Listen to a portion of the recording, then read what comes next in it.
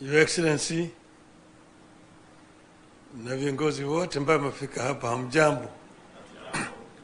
Hamjambo tena.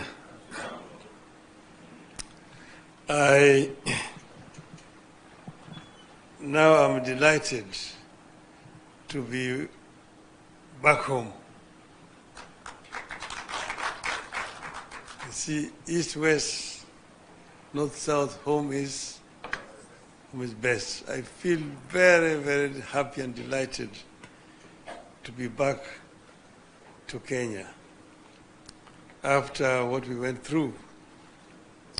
And I want to thank everybody. I want to thank you, the President, the Deputy, the Ministers, the leaders, and Kenyans generally, who traveled with us this journey across the length and the breadth of the continent of Africa. This was an enterprise that has been an eye-opener. It gave us opportunity to understand our continent better, to engage and talk with the leaders across the whole continent of Africa, north, south, east, west. We now know more clearer the challenges that faced our continent. I have an opportunity to meet with over 40 presidents of African countries in their own capitals and talk to them not just about my candidature, but also listen to them tell me the challenges that they are facing as countries. If you listen to the talks, you see that problems are facing our continent are very similar in nature. And you also get to realize that most of them, of course, are historical. They have their roots in the way Africa has, the way the neo-colonial system has continued to exploit Africa after political independence. So we came up with a program to make Africa work. We came up with a program first to bring peace, to silence the guns in the continent. Because without peace there can be no development. And all over Africa guns are singing, as part of the resolution that was made in 2013 to silence them by 2020. We came up with a very ambitious program of infrastructure development to interconnect our continent.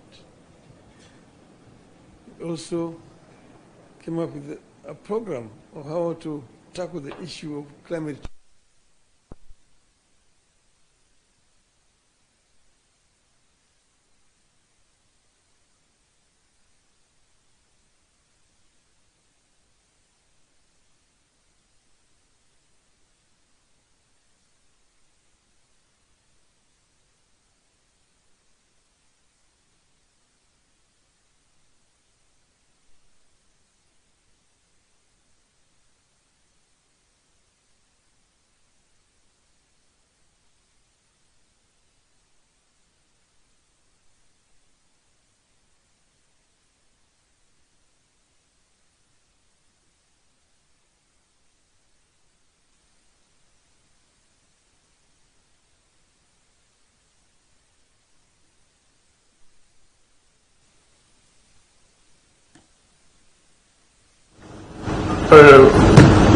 Created quite a bit of awareness in the continent. And I'm very grateful for the reception that I received throughout the continent. And finally, we went to this. Before I went to Addis, the women of Kenya, orange women, hosted a prayer meeting for me in Mombasa, Kenya. They prayed for me, for the God of Kenya to give me victory. And I told them, look, I'm going to Addis, and you shouldn't be worried.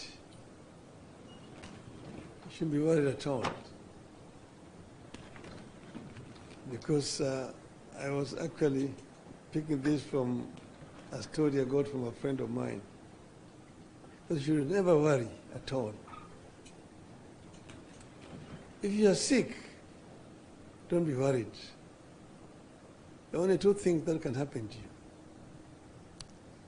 You can recover or you can die. If you recover, there's nothing to worry about.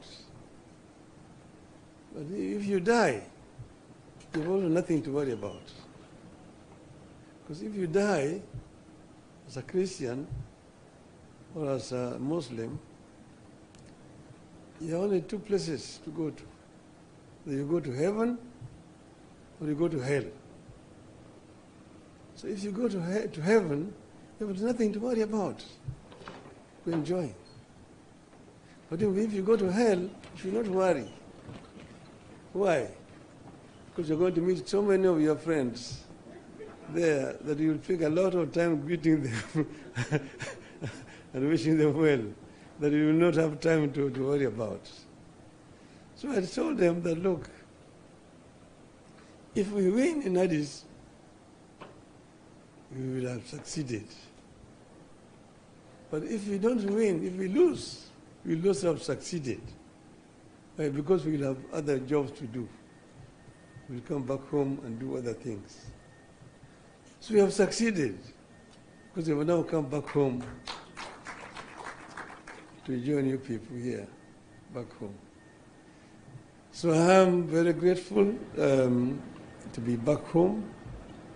I want to thank again my brother, younger brother, President William Ruto, who stood by me. He never asked me to run. I announced myself that I was going to run for this position of chair of African Union Commission. And he only came after I made the announcement to say that he was supporting my candidature. And he did support my candidature not just by words, but by deeds. He put up the machinery to help the campaign for me. I've seen billions being said, quoted, somebody's talking about 13 billion shillings spent on the Raila campaign. I don't know in which world those guys live on, whether they know what a billion means. A billion shillings to do what? The money that was spent was the money that was necessary just to hire transport to travel around. And we were not living luxuriously. We were eating whatever was given to us wherever we went to. And many other African countries were very generous. They provided us accommodation and so on. So, but the government gave what was required.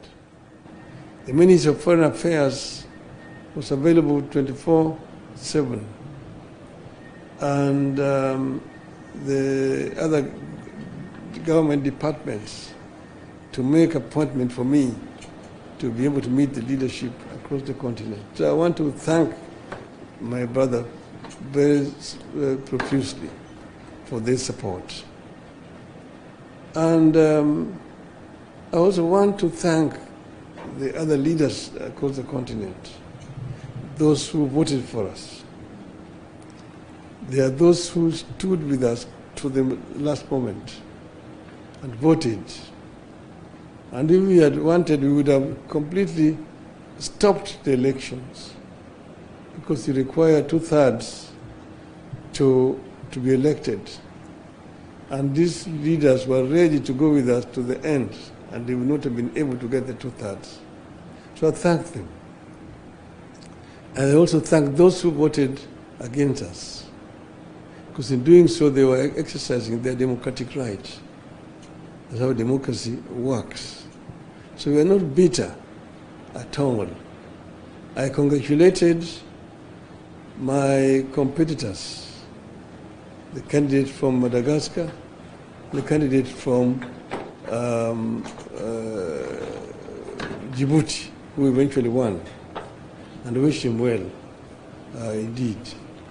So we are available to help the continent of Africa, but more importantly, we are also available for Kenya. I'm back home here. I'm going to meet with my friends, my supporters, and I'm going to consult widely what's going on forward. And in due course, we're going to announce our way forward. So we'll give a way forward very, very shortly. Today, we just came to meet. I asked for this meeting to come and thank the President and his team for the support they've given me, and also to thank the Kenyans who have supported me throughout all this period of campaign. And I just want to say, watch this space. I will be talking again. Thank you very much. Thank you, my brother.